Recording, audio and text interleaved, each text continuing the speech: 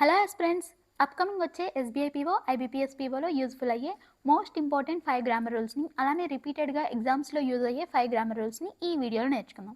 Let's start grammar rule number 96. So first see the rule number. Rule number 96 explains about, see the example. Example is, my all students are very talented. My all students are very talented. ఈ statement అనేది wrong అయింది. ఎందుకని అని అంటే my all students అనేది wrong. ఎందుకు wrong అవుతుంది అంటే possessive case is used after all and both. All కానీ బోత్ కానీ ఈ వర్డ్స్ రెండు వచ్చినప్పుడు అప్పుడు పొసెసివ్ కేస్ అనేది ఈ వర్డ్స్ని యూజ్ చేసిన తర్వాత మనం యూజ్ చేయాలి. ఇక్కడ పొసెసివ్ కేస్ ఏంటి అని అంటే ఇక్కడున్న కింద ఎగ్జాంపుల్స్లో కూడా పొసెసివ్ కేస్ అంటే మై అనమాట. మై పొసెసివ్ కేస్ ఎప్పుడైనా వచ్చింది అని అంటే సబ్జెక్టివ్, ఆబ్జెక్టివ్, అలానే పొసెసివ్ కేస్ ఇవన్నీ కూడా ముందున్న గ్రామర్ రూల్స్లో మనం బాగా నేర్చుకున్నాం. సో ఒకవేళ అసలు పొసెసివ్ కేస్ అంటే ఏంటి, సబ్జెక్టివ్ ఏంటి, ఆబ్జెక్టివ్ ఏంటి అని తెలియకపోతే ముందు ఆల్రెడీ వీడియోస్లో ఎక్స్ప్లెయిన్ చేశాను. ఆ గ్రామర్ రూల్స్లో అవి కవర్ అయి ఉంటాయి. వాటిని చూసిన తర్వాత ఈ గ్రామర్ రూల్ని చూడండి, అప్పుడు మీకు పొసెసివ్ కేస్ అనేది క్లియర్గా అర్థమవుతుంది. సో ఇక్కడ చూస్తే పొసెసివ్ కేస్ అంటే మై అనే వర్డ్ వీటన్నిటిలో కూడా పొసెసివ్ కేస్ అనమాట. ఎప్పుడైనా కానీ ఆల్, బోత్ అనేవి పొసెసివ్ కేస్ తర్వాత యూజ్ చేయాలి. After possessive case is used after all and both. So ఇక్కడ కూడా మై ఆల్ స్టూడెంట్స్ కాదు, all my students are very talented. ఇక్కడ చూడండి, all my students are very talented. Next అలానే both my kids are very talented.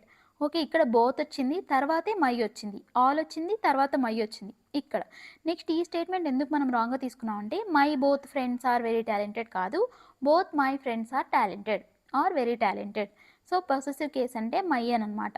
So ఇలాంటి possessive case వచ్చినప్పుడు both కానీ all కానీ పొసెసివ్ కేస్ అనేది బోత్, ఆల్ తర్వాత మాత్రమే రావాలి, వాటి ముందు యూజ్ చేయకూడదు. This is all about rule number 96. Next ఆ రూల్ నెంబర్ 97. 97లో వచ్చేసరికి కొన్ని వర్డ్స్ వచ్చినప్పుడు ఇంకా వేరే వర్డ్స్ని యూజ్ చేయాల్సిన అవసరం ఉండదన్నమాట. బికాజ్ వాటికి ఒక సేమ్ మీనింగ్ ఉంటుంది. సిమిలర్ మీనింగ్ ఉన్న వర్డ్స్ని, 2 వర్డ్స్ని సింగిల్ సెంటెన్స్లో ఒక ఇష్యూని రిప్రజెంట్ చేయడం కోసం యూజ్ చేయాల్సిన అవసరం లేదు. సో అలానే ఇక్కడ నో సూనర్ వచ్చినప్పుడు దాన్ వస్తుంది. అదే యాజ్ సూన్ యాజ్ అని వచ్చినప్పుడు దాన్ రావాల్సిన అవసరం లేదు. దానికోసం ఎగ్జాంపుల్ చూడండి, as soon as I complete the work than I will go to his house. So as soon as I complete the work I will go to his house. నాది ఎంత త్వరగా అయితే పని, ఆ తర్వాత నేను అతని ఇంటికి వెళ్తాను అని అర్థం. ఇక్కడ దాన్ అనే వర్డ్ని యూజ్ చేయాల్సిన అవసరం లేదు. యాజ్ సూన్ యాజ్ వస్తే దాన్ అనే వర్డ్ రాదు. అలానే కింద ఇంకో ఎగ్జాంపుల్ చూడండి, as he was unwell so he did not come to the class. As he was unwell so he did not come to the class. As అనేది మనకి ఒక రీజన్ని ఎక్స్ప్రెస్ చేయడానికి యూజ్ చేస్తూ ఉంటాం. అలాంటప్పుడు యాజ్ వచ్చినప్పుడు సో అనే వర్డ్ని యూజ్ చేయకూడదు. సో యాజ్, సో సిమిలర్ మీనింగ్ని రిప్రజెంట్ చేస్తూ ఉంటాయి కాబట్టి యాజ్ వస్తే సో యూజ్ చేయకూడదు, సో వస్తే యాజ్ యూజ్ చేయకూడదు. నెక్స్ట్ అలానే డ్యూ టు వచ్చినప్పుడు ద రీజన్ చేయకూడదు. ఎందుకంటే డ్యూ టు అనేది మనం ఒక రీజన్ని రిప్రజెంట్ చేయడానికి యూజ్ చేసే వర్డ్. అలాంటప్పుడు డ్యూ టు అని ఏదైనా సెంటెన్స్లో వస్తే ఆ సెంటెన్స్లో ద రీజన్ అనే వర్డ్ యూజ్ చేయాల్సిన అవసరం లేదు. సిమిలర్లీ నో సూనర్ అని వచ్చిందంటే దాన్ రావచ్చు, యాజ్ సూన్ అని వస్తే దాన్ రాకూడదు. ఇప్పుడు డ్యూ టు అనే దానికి ఒక ఎగ్జాంపుల్ చూద్దాం రండి. సో ఎగ్జాంపుల్ ఎలా అంటే, due to the reason that she is not well. Due to the reason that she is not well she did not come to the class. Due to the reason, due to అనేది రీజన్ని represent చేయడానికి use చేస్తాం కాబట్టి ఇక్కడ reason, the reason అనే వర్డ్ని use చేయకూడదు. Okay, the reason that she is not well she did not come to the class. Due to that she is not well she did not come to the class. So due to వస్తే reason use చేయకూడదు, reason అనే word వస్తే due to అనే వర్డ్ని use చేయకూడదు. అలానే supposing if he goes there, supposing if he goes there, suppose if he goes there. So suppose అనేది if అనే వర్డ్ని, అయితే అనే వర్డ్ని అనే మీనింగ్ని రిప్రజెంట్ చేస్తుంది కాబట్టి సపోజింగ్ ఆర్ సపోజ్ అనే వర్డ్ వచ్చినప్పుడు ఇఫ్ అనే వర్డ్ అనేది రాకూడదు. This is all about rule number 97. So ఇప్పటి వరకు మన 97 రూల్స్ అయిపోయాయి కదా. ఈ రూల్స్లో మీరు ఏదైనా రూల్ని చూడకపోతే జస్ట్ ఒక 5 రూల్స్, 10 రూల్స్ మీకు మినిమం 10 నుంచి 15 మినిట్స్ టైం మాత్రమే పడుతుంది. సో డైలీ చూస్తూ ఉంటే, రిపీటెడ్గా వింటూ ఉన్నామంటే ఆ గ్రామర్ రూల్స్ అనేవి మనకి మైండ్లో గుర్తుంటాయి. ఎగ్జామ్లో వచ్చినప్పుడు ఓకే ఈ వర్డ్ వస్తే ఇది రాకూడదు, యాజ్ సూన్ యాజ్ వచ్చినప్పుడు దాన్ రాకూడదు, నో సూనర్ వస్తే దాన్ రావచ్చు, డ్యూ టు వస్తే రీజన్ అనేది యూజ్ చేయకూడదు. సో ఇలా మనకి నెంబర్ ఆఫ్ టైమ్స్ని రిపీటెడ్గా మనం గ్రామర్ రూల్స్ని చూస్తూ ఉంటే అప్పుడు మనకి ఎక్కడ ఏ వర్డ్ వచ్చినప్పుడు ఏది రాకూడదు అనేది నిదానంగా వస్తుంది. సో ఒక్కసారి చూస్తే వచ్చేస్తుంది అని ఏం లేదు. రిపీటెడ్గా చూడాలి, రిపీటెడ్గా ట్రై చేస్తూ ఉండాలి. ఎగ్జామ్స్లో మార్క్స్ రాసేటప్పుడు మనం నేర్చుకుని ఇదే గ్రామర్ రూల్స్ని, ఈ వర్డ్స్ని మనం మళ్ళీ అప్లై చేయడానికి ట్రై చేయాలి. ఒకవేళ మనం చూసింది ఆ టైంకి గుర్తు రాకపోయినా కానీ మాక్ టెస్ట్ రాసిన తర్వాత అనాలిసిస్ చేస్తాం కదా, అనాలిసిస్ చేసేటప్పుడు ఇదే గ్రామర్ రూల్స్ని పక్కన పెట్టుకొని ఓకే ఈ వర్డ్ వచ్చింది ఇలా వచ్చింది, సో దీనికి ఇలా రాకూడదు అనేది మనం ట్రై చేస్తూ ఉంటే అప్పుడు బాగా గుర్తుండిద్ది. సో మీరు జస్ట్ చూసేయడం, ఇలా వీడియో చూడడమో లేకపోతే నోట్స్ ప్రిపేర్ చేసుకొని పక్కన పెట్టేయడం ఇలా చేస్తూ ఉంటే గ్రామర్ రాదు, ఇంగ్లీష్ కూడా రాదు. సో దాన్ని ప్రాక్టీస్ చేస్తూ ఉంటూ మనం నేర్చుకున్న దాన్ని అప్లికేషన్, అది ఇంగ్లీష్ అనే కాదు క్వాంట్ అయినా రీజనింగ్ అయినా మనం ఏదైనా ఒక ట్రిక్ని కానీ ఒక టిప్ని కానీ నేర్చుకున్నామంటే దాన్ని అప్లై చేస్తూ ఉంటే అప్పుడు అది మనకి బాగా గుర్తుంటుంది. సో నెక్స్ట్ రూల్ చూద్దాం రండి. Rule number 98. రూల్ నెంబర్ 98 ఏం చెప్తుంది అని అంటే క్వాంటిటీ వచ్చినప్పుడు లిటిల్, ఫ్యూ అనే వర్డ్స్ రాకూడదు. క్వాంటిటీని రిప్రజెంట్ చేసేటప్పుడు స్మాల్ అనేది, క్వాంటిటీ అనేది మర్చిపోయాను. క్వాంటిటీలో వచ్చేసరికి స్మాల్ని యూజ్ చేయడానికి ఫుడ్ మనం యూజ్ చేసేటప్పుడు లిటిల్, ఫ్యూ లిటిల్ ఇలాంటి వర్డ్స్ని యూజ్ చేయకూడదు, స్మాల్ అమౌంట్ని యూజ్ చేయాలి. లేకపోతే స్మాల్ అనే వర్డ్ని యూజ్ చేయాలి ఫుడ్ గురించి మనం రిప్రజెంట్ చేస్తున్నాము అని అంటే అప్పుడు మాత్రం. So little quantity of food was wasted అనేది రాంగ్ స్టేట్మెంట్. అలానే few quantity of food was wasted అనేది కూడా రాంగ్ స్టేట్మెంట్. ఫుడ్ని రిప్రజెంట్ చేసేటప్పుడు మనం యూజ్ చేయాల్సిన వన్ అండ్ ఓన్లీ వర్డ్ ఏంటంటే స్మాల్ క్వాంటిటీ. ఫుడ్లో మనం ఒక క్వాంటిటీ గురించి చెప్తున్నాము అంటే అప్పుడు మనం యూజ్ చేయాల్సిన word small. So few, little ఇలాంటి వర్డ్స్ అన్ని కూడా ఫుడ్ని రిప్రజెంట్ చేయడానికి ఏమాత్రం యూజ్ అవ్వవు. So this is all about rule number 98. Next rule number 99. So rule number 99 ఏంటి అని అంటే కొన్ని వర్డ్స్ సిమిలర్గా ఉంటాయి, మీనింగ్ సిమిలర్గా ఉండదు, బట్ వాటి వే ఆఫ్ ప్రొనౌన్సియేషన్ అనేది సిమిలర్గా ఉంటుంది, మీనింగ్ డిఫరెంట్గా ఉంటుంది. కొన్ని వర్డ్స్ ఏంటంటే మీనింగ్ సేమ్గా ఉంటాయి, ప్రొనౌన్సియేషన్ సేమ్గా ఉంటుంది, అంటే జస్ట్ కొంచెం స్మాల్ డిఫరెన్స్ మాత్రమే ఉంటుంది.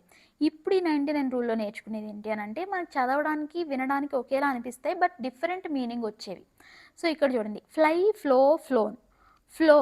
ఫ్లై అంటే ఎగరటం గురించి ఇది ఫస్ట్ వెర్బ్, దాని యొక్క సెకండ్ ఫామ్, దాని యొక్క థర్డ్ ఫామ్ని రిప్రజెంట్ చేసింది. ఫ్లోన్. అది ఫ్లో అంటే నదిలో నీళ్ళు ఏమవుతాయి, ది ఫ్లో అనమాట. So flowed. Okay, flowed. So దాన్ని రిప్రజెంట్ చేయడానికి ఫ్లై అనేది ఎగరటాన్ని రిప్రజెంట్ చేస్తుంది, ఫ్లో అనేది ఒక ఫ్లోలో వెళ్తుంటాము అని చెప్తుంటాం కదా, సో అలాంటి విషయాన్ని ఒక ఫ్లో గురించి చెప్పడానికి. ప్రవాహం, ఎస్ ఇప్పుడు గుర్తొచ్చింది, ప్రవాహాన్ని గుర్తు చేయడానికి, ప్రవాహాన్ని రిప్రజెంట్ చేయడానికి ఫ్లోడ్ అని వస్తుంది అనమాట. ప్రవాహం లేకపోతే ఏదైనా ఒక సిరీస్ ఆఫ్ థింగ్స్ని చెప్పేటప్పుడు ఫ్లోడ్ అనేది వస్తుంది. ఇప్పుడు ఇవి చూడడానికి రెండు ఒకలానే ఉంది, ఫ్లై, ఫ్లోన్. Okay, flowed. ఇక్కడ రెండు కూడా ఈ ఫ్లో రెండు చదవటం ఒకేలా ఉంది, సిమిలర్. సో దాని యొక్క రిప్రజెంటేషన్ ఫ్లో ఈ స్పెల్లింగ్స్ కూడా ఒకలానే ఉన్నాయి, కానీ వాటి యొక్క మీనింగ్ అనేది ఆ సిచ్యువేషన్ని బట్టి చేంజ్ అవుతూ ఉంటుంది. సో సిచ్యువేషన్ని బట్టి మనం ఒక వర్డ్ని యూజ్ చేయాలి, దాని యొక్క second form, third form or work ఫామ్ని యూజ్ చేసేటప్పుడు సిచ్యువేషన్ బేస్డ్గా ఆ వర్డ్ని యూజ్ చేయాలి అని 99th రూల్ అనమాట. సో ఇక్కడ ఎగ్జాంపుల్ చూడండి, the water overflown from the banks. Flown అనే వర్డ్ ఎక్కడ యూజ్ చేస్తున్నాం, ఫ్లై, ఫ్లోన్ ఎగిరే విషయం చెప్పేటప్పుడు యూజ్ చేస్తున్నాం. కానీ ఇక్కడ రివర్ బ్యాంక్స్ ఆర్ బ్యాంక్స్ అంటే రివర్ బ్యాంక్స్ అనే వస్తాయి మ్యాక్సిమం. సో రివర్ బ్యాంక్స్ అంటే ప్రవాహం గురించి చెప్తున్నాం అంటే అక్కడ రావాల్సింది ఏంటి, ఫ్లోడ్ ఇవి రావాలి కదా. సో అప్పుడు ఈ సెంటెన్స్ని కరెక్ట్ చేయడం కోసం the water overflowed from the banks, అప్పుడు అది రైట్ అవుతుంది. సో అలాంటి సిమిలర్ వర్డ్సే ఏంటివంటే find, found, founded. So found అంటే కనిపెట్టడం, ఫౌండ్ అంటే స్థాపించడం. సో ఫైండ్ అనేది కనిపెట్టడం గురించి చెప్తుంది. దాని యొక్క second form found, third form కూడా ఫౌండే అవుతుంది. అదే ఫౌండ్ ఫస్ట్ వెర్బ్గా యూజ్ చేస్తున్నామంటే దాన్ని స్థాపించారు. సో స్థాపించడం అయిపోయింది, ఫౌండెడ్ వస్తుంది. సో ఇది కూడా సిచ్యువేషన్ బేస్డ్గా ఈ వర్డ్స్ని యూజ్ చేయాలి. The secretary has found this organisation.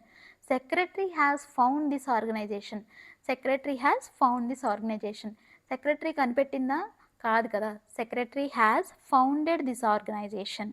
So దీన్ని ఫౌండేషన్ చేసింది అని అంటే, ఫౌండెడ్ అంటే ఏంటి తెలుగులో గుర్తు రావట్లేదే. Okay, founded this organisation.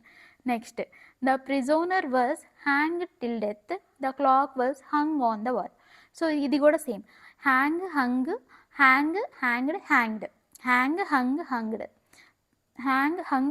వచ్చింది, తర్వాత హ్యాంగ్డ్ వచ్చింది. హ్యాంగ్డ్ అంటే వేలాడదీయటం, హ్యాంగ్డ్. సో ఇక్కడ prisoner was hanged till death. So అతను చనిపోయే వరకు హ్యాంగ్ చేశారు అని. The clock was hung on the wall. The clock was hung on the wall. So ఇది 2 డిఫరెంట్ సిచ్యువేషన్స్లో చూపిస్తుంది. ద క్లాక్ అని వచ్చింది అంటే హంగ్ అని, ద ప్రిజోనర్ పర్సన్స్ గురించి చెప్తున్నారంటే హ్యాంగ్డ్ అని యూజ్ చేయాలి. This is all about rule number 99. కొంచెం కన్ఫ్యూజింగ్గా ఉంటుంది, బట్ ఇలాంటి క్వశ్చన్స్ని ఎస్బీఐ పీవై ఎగ్జామ్లో ప్రిలిమ్స్లో కానీ మెయిన్స్లో కానీ ఎక్కువగా ఇస్తూ ఉంటారు. బికాజ్ ఎందుకంటే ఎస్బీఐ ఏం వచ్చేసరికి ఎగ్జామ్ రాసే స్టూడెంట్స్ని కన్ఫ్యూజ్ చేసేసేయాలి. వాళ్ళని కన్ఫ్యూజ్ చేసేసి మనకేం కష్టం లేకుండా వాళ్ళని అంటే కాంపిటీషన్ నుంచి బయటకు తీసేయాలి అని అనుకుంటూ ఉంటుంది. So different every year different types of క్వశ్చన్స్ని ఇంట్రడ్యూస్ చేయడం, ఆ డిఫరెంట్ క్వశ్చన్ని డిఫరెంట్ ప్యాటర్న్ని అర్థం చేసుకునే లోపే మన టైం అయిపోవడం. సో అలా మన సెలెక్షన్ అనేది నెక్స్ట్ ఇయర్కి పోస్ట్ పోన్ అవడం జరుగుతూ ఉంటుంది. ఎస్బీఐతో ఎప్పుడు కూడా ఏదైనా ఎస్బీఐ పేపర్లో కొత్తగా ఒక ప్యాటర్న్ ఇచ్చారు, కొత్తగా ఒకటి అంటే ఇప్పటి వరకు లేనిది ఏదైనా ఇచ్చారు, ప్యాటర్న్ కానీ క్వశ్చన్ కానీ అలాంటి టైప్ కానీ ఇచ్చారు అంటే ఆ క్వశ్చన్ చాలా ఈజీగా ఉంటుంది. దానిలో ఉన్న లాజిక్ని మనం కరెక్ట్ టైంకి ఇన్ టైంలో గ్రాస్ప్ చేయగలిగితే అది ఓకే. మనం గ్రాస్ప్ చేయలేకపోతున్నాం అని అంటే ఆ క్వశ్చన్ని కొత్తగా అనిపించిన ప్యాటర్న్ని స్కిప్ చేసి నెక్స్ట్ క్వశ్చన్స్కి వెళ్ళటం అనేది బెస్ట్ ఆప్షన్ అవుతుంది. అది ఎస్బీఐ అనే కాదు, ఐబీపీఎస్ అని కాదు, ఏ ఎగ్జామ్ అయినా సరే కొత్త ప్యాటర్న్ వచ్చినప్పుడు దానిలో ఖచ్చితంగా అది ఈజీగానే ఇస్తారు. దాన్ని మనం త్వరగా తెలుసుకోగలిగితే అది అటెండ్ చేయాలి. తెలియట్లేదు అని అనిపించిందంటే నెక్స్ట్ క్వశ్చన్స్కి వెళ్ళి డిఫికల్ట్ అయినా కానీ మనకు తెలిసిన ప్యాటర్న్ని ట్రై చేయడం ఫాస్ట్గా అవుతుంది కదా. తెలియని దాన్ని ట్రై చేస్తూ ఉంటాం, వస్తే ఓకే, రాకపోతే మన టైం అయిపోతుంది. సో ఒక్కసారి ఎగ్జామ్ హాల్లో కూర్చున్న తర్వాత మన టైం అయిపోయిందంటే మళ్ళీ నెక్స్ట్ నోటిఫికేషన్ చూడడం తప్ప ఈ నోటిఫికేషన్లో ఈ ఎగ్జామ్లో ఇంకేమీ చేయలేం. సో అదొకటి బాగా గుర్తుపెట్టుకొని రాసుకోవాలి. నెక్స్ట్ ఆ రూల్ నెంబర్ 100 రూల్స్ అయిపోయినాయి అన్నమాట వాళ్ళతో మనవి. సో లైడ్ లే లెడ్ లై లే లెయిన్. సో ఇవి కూడా సేమ్ సిమిలర్గానే ఉన్నాయి. లైడ్ లే లెడ్ లై లే లెయిన్. సో ఇవి 3 కూడా చదవడానికి, వినడానికి, మాట్లాడడానికి కూడా సిమిలర్గానే ఉన్నాయి. వీటి యొక్క మీనింగ్స్ కూడా ఆల్మోస్ట్ సిమిలర్గా ఉంటాయి. ఇవి రెండింటి యొక్క మీనింగ్స్ కానీ వాటిని యూజ్ చేసే ప్లేసెస్ కానీ. సో లై అంటే ఏంటంటే అబద్ధం. లైడ్ అబద్ధం. To speak something which is not true కాని దాని గురించి చెప్పేటప్పుడు మనం లై అనే వర్డ్ని యూజ్ చేస్తాం. లెయిడ్ లై లే లెయిన్. సో ఇక్కడ లెయిడ్ అనేది యాక్టివ్ వాయిస్ని, ప్యాసివ్ వాయిస్ని రెండింటిని రిప్రజెంట్ చేయడానికి యూజ్ చేస్తూ ఉంటాం. అదే లై లే లెయిన్ అనేది యాక్టివ్ వాయిస్ని మాత్రమే రిప్రజెంట్ చేయడానికి యూజ్ చేస్తాం. ఇది ఎలా తెలుస్తుంది అని అంటే హీ లే ఆన్ ద గ్రౌండ్. సో ఇక్కడ మనం యూజ్ చేసిన ఈ లే అనేది యాక్టివ్ వాయిస్ని రిప్రజెంట్ చేస్తుంది. ఎందుకనంటే హీ లే ఆన్ ద గ్రౌండ్. సో దీన్ని యాక్టివ్గానే రిప్రజెంట్ చేస్తుంది కదా ఆ సిచ్యువేషన్ని. నెక్స్ట్ ఇది చూడండి, he was laid on the ground. Was వచ్చింది కాబట్టి లేడ్ అనే వర్డ్ని యూజ్ చేసాం. సో ఇది ప్యాసివ్ వాయిస్ని రిప్రజెంట్ చేస్తుంది. Next he lays the old man on the table మీద ఓల్డ్ మ్యాన్ని పెట్టారు అని అనేటప్పుడు he lays the old man on the table ఇలా. సో ఇక్కడ వచ్చేసరికి లెడ్ లై లే లెయిన్. లే అనేది యాక్టివ్ వాయిస్ని రిప్రజెంట్ చేయడానికి, లై లే లెయిన్ అనేది యాక్టివ్ వాయిస్ని రిప్రజెంట్ చేయడానికి యూజ్ చేస్తాం. లెడ్ అనేది యాక్టివ్కి, ప్యాసివ్కి సిచ్యువేషన్ని బట్టి యూజ్ చేస్తూ ఉంటాం. So this is all about rule number 100 అనమాట. ఇప్పటి వరకు 100 రూల్స్ కంప్లీట్ అయ్యాయి. ఈ 100 రూల్స్లో మీకు ఎలాంటి డౌట్స్ ఉన్నా, లేకపోతే ఇందులో ఏదైనా అర్థం కాకపోయినా, ఇలాంటి రూల్సే ఇంకా కొన్ని కావాలన్నా, లేకపోతే ఈ రూల్స్ని బేస్ చేసుకొని క్వశ్చన్స్ ప్రాక్టీస్ చేయడానికి కావాలన్నా కానీ ఈ వీడియో కింద కామెంట్ చేయండి. నెక్స్ట్ ఇంకోటి ఏంటి అని అంటే IBPS PO and SBI PO notification వచ్చే ఎస్బీఐ పీఓకి ప్రిలిమ్స్కి అడ్మిట్ కార్డ్ కూడా వచ్చేసింది. ప్రిలిమ్స్ బాగా రాయడానికి, అలానే లాస్ట్ 4 డేసే ఉంది ఇంకా ప్రిలిమ్స్ ఎగ్జామ్కి కావాల్సిన ఏదైనా టిప్స్ కానీ, లేకపోతే లాస్ట్ ఈ 4 డేస్లో ఎలా ప్రిపేర్ అవ్వాలి అని మీకు ఏదైనా డౌట్ ఉంటే ఈ వీడియో కింద కామెంట్ చేయండి. నేను వెంటనే దానికి తగిన వీడియో చేస్తాను, లేకపోతే ఆ కామెంట్కి రిప్లై కూడా ఇస్తాను. ఇంకా నెక్స్ట్ వచ్చేసరికి ఈరోజుతో 100 రూల్స్ కంప్లీట్ అయ్యాయి కదా. ఈ 100 రూల్స్ ఎవరైనా కంప్లీట్ చేయకపోతే మన ఛానల్లో ప్లేలిస్ట్లో ఉన్నాయి ఇంగ్లీష్ గ్రామర్ రూల్స్ అని చెప్పేసి. ఆ రూల్స్ అన్నిటిని కూడా ఒకసారి ఫాలో అవ్వండి. ఇది ఎక్కువ టైం ఏం పట్టదు, ఒక్కొక్క వీడియో మినిమం 8 to 10 minutes మాత్రమే ఉంది. సో దీని ద్వారా మీకు గ్రామర్ రూల్స్ అన్నీ కవర్ అవుతాయి. గ్రామర్ రూల్స్ బేస్ చేసుకొని వచ్చే క్వశ్చన్స్ అన్నిటికీ కూడా ఈ గ్రామర్ రూల్స్ని తరోగా మనం రిపీటెడ్గా రివిజన్ చేస్తూ ఉంటే ఆన్సర్ చేసేయచ్చు. ఇంకా ఏదైనా సబ్జెక్ట్స్లో ఏదైనా డౌట్స్ ఉన్నా, కాన్సెప్ట్స్ ఏదైనా తెలియకపోయినా, ఏదైనా కాన్సెప్ట్స్ ఇంగ్లీష్లోనే ఉండి లేకపోతే హిందీలోనే ఉన్నాయి, అవి తెలుగులో ఉంటే బాగుండని మీకు ఏదైనా అనిపిస్తే ఈ వీడియో కింద కామెంట్ చేయండి. నేను ఆ కాన్సెప్ట్స్ని, ఆ కంటెంట్ని కూడా తెలుగులో ఎక్స్ప్లెయిన్ చేయడానికి ట్రై చేస్తాను. And thank you. ఈ వీడియో మీకు యూస్ఫుల్ అయినట్లయితే మీ ఫ్రెండ్స్తో షేర్ చేయండి, అలానే ఛానల్ని సబ్స్క్రైబ్ చేయండి.